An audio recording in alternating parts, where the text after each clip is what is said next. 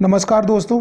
हम सभी जानते हैं कि संज्ञा किसे कहते हैं, कि किसी प्राणी, वस्तु या स्थान के नाम को संज्ञा कहते हैं।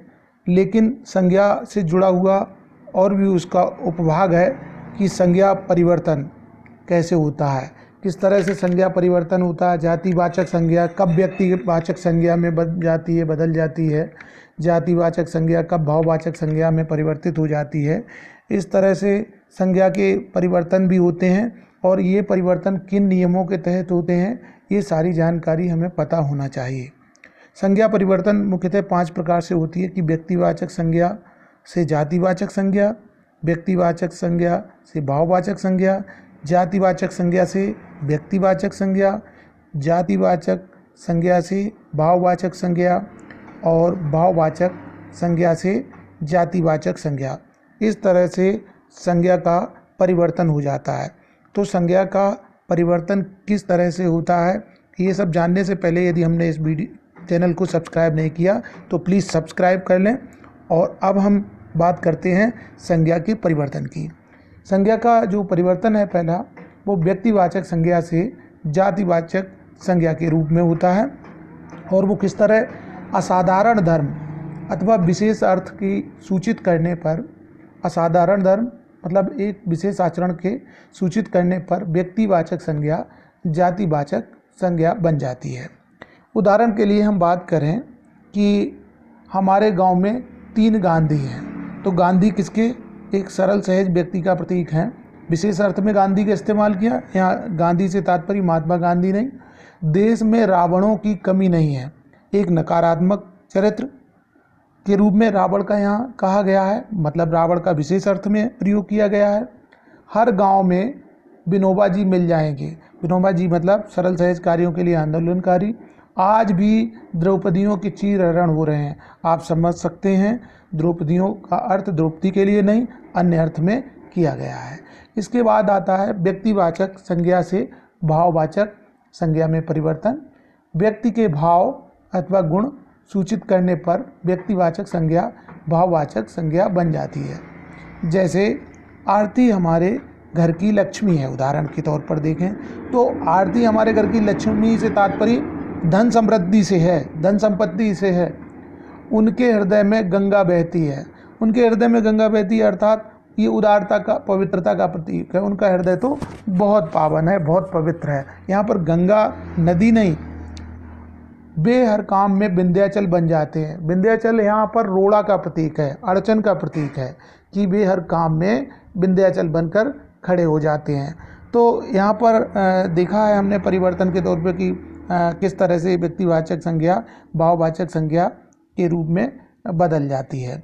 और देखा ना कि आरती घर की लक्ष्मी है तो वो धन संपत्ति के लिए इस्तेमाल होता है। उनके हृदय में गंगा बहती है मतलब उदारता और पवित्रता के लिए। इसके बाद आता है जातिवाचक संज्ञा से व्यक्तिवाचक संज्ञा के बारे में। किसी एक या रूढ़ अर्थ में प्रयोग तो होने पर जातिवाचक संज्ञा व्यक्तिवाचक संज्ञा बन जाती है। सीधी सी बात ये है कि जब सामान्य नाम भी लिया जाए और वो सामान्य नाम बिल्कुल नाम को स्पष्ट कर दे। उदाहरण के लिए गोसाई जी ने रामचरितमानस की रचना की। अब इतना कहने मात्र से व्यक्ति समझ जाए ये गोसाई जी कौन है, अर्थात तुलसीदास जी हैं। किसी एक अर्थ में प्रयुक्त होने पर जातिवाचक संज्ञा व्यक्तिवाचक संज्ञा बन जाती है। ऐसे देवी जी की मूर्ति बैठ गई अर्थात दुर्गा जी की, या देवी जी की दया है अर्थात दुर्गा माँ की दया है।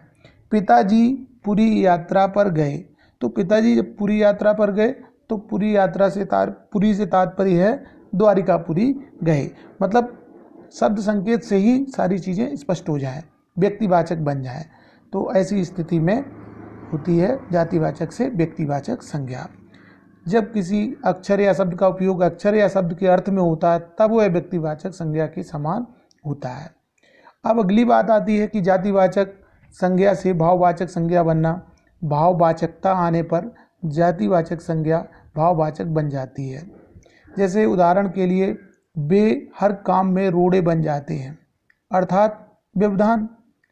चोर ने गठरी ली और बेगार ने छुट्टी पाई। नेकी कर दरिया में डाल, अर्थात अच्छा कार्य करो और दरिया में डालो। पर यहाँ दरिया का अर्थ दरिया नहीं है, अर्थात भूल जाने से, विस्मृत हो जाने से है। इसी तरह रोड़ा बन जाने से मतलब बाधा बन जाने से। उदाहरण के लिए हम देखें कि दिल्ली में कुर्सी के लिए मारा मारी है। यहाँ कुर्सी से तात्पर्य कुर्सी नहीं है, कुर्सी से तात्पर्य है पद, पद पाने से। दिल्ली में पद के लिए मारा मारी है। इसके बाद आता है भाववाचक से जातिवाचक संज्ञा। बहुवचन के रूप में, ये बहुत आसान है, बहुवचन के रूप में प्रयुक्त होने पर भाववाचक संज्ञा जातिवाचक संज्ञा बन जाती है। जैसे प्रत्येक व्यक्ति में अच्छाइयाँ होती हैं, अच्छाइयाँ बहुवचन है। इसी तरह इस शहर में, इस नगर में रोज़ चोरियाँ होती हैं, चोरी होती है, चोरियाँ होती हैं। इसके बाद हमारे देश में कई लड़ाइयाँ हुई, हमारे देश में कई लड़ाइयाँ हुई। पहनावे बदलते रहते हैं।